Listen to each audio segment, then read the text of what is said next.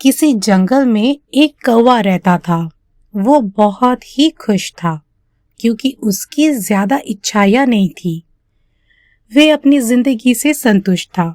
लेकिन एक बार उसने जंगल में किसी हंस को देख लिया और उसे देखते ही सोचने लगा कि ये प्राणी कितना सुंदर है। ऐसा प्राणी तो मैंने पहले कभी नहीं देखा।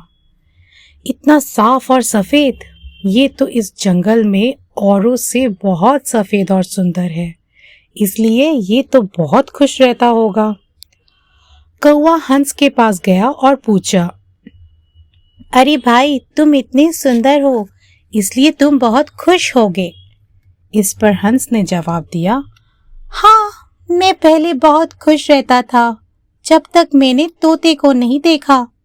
उसे देखने के बाद से लगता है कि तोता धरती का सबसे सुंदर प्राणी है। हम दोनों के शरीर का तो एक ही रंग है, लेकिन तोते के शरीर पर दो दो रंग है। उसके गले में लाल रंग का घेरा और वो सुर्ख हरे रंग का था। सच में वो बेहद खूबसूरत था। अब कौवा ने सोचा कि हंस तो तोते को सबसे सुंदर बता रहा है, तो फिर उसे देखना ही होगा। कौवा तोते के पास गया और पूछा, भाई, तुम दो दो रंग पाकर बड़े खुश होगे।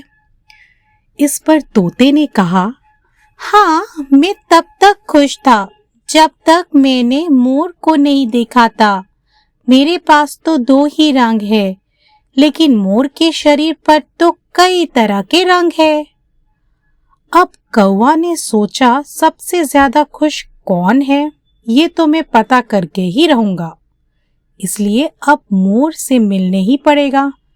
कौवे ने मोर को जंगल में ढूंढा, लेकिन उसे पूरे जंगल में एक भी मोर नहीं मिला और मोर को ढूंढते ढूंढते वे चिड़ियाघर में पहुंच गया तो देखा मोर को देखने बहुत से लोग आए हुए हैं और उसके आसपास अच्छी खासी भीड़ है। सब लोगों के जाने के बाद कौवे ने मोर से पूछा, भाई, तुम दुनिया के सबसे सुंदर जीव हो और रंग बिरंगे हो। तुम्हारे साथ लोग फोटो खिंचवा रहे हैं। तुम्हें तो बहुत अच्छा लगता होगा और तुम तो दुनिया के सबसे खुश जीव होंगे।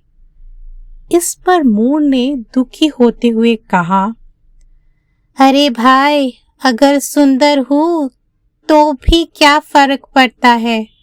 मुझे लोग इस चिड़ियाघर में कैद करके रखते हैं, लेकिन तुम्हें तो कोई चिड़ियाघर में कैद करके नहीं रखता और तुम जहाँ चाहो अपनी मर्जी से घूम फिर सकते हो। इसलिए दुनिया के सबसे संतुष्ट और खुश जीव तो तुम्हें होना चाहिए, क्योंकि तुम आजाद रहते हो। कौवा हैरान रह गया क्योंकि उसके जीवन की अहमियत कोई दूसरा बता गया। दोस्तों, ऐसे ही हम लोग भी सकते हैं।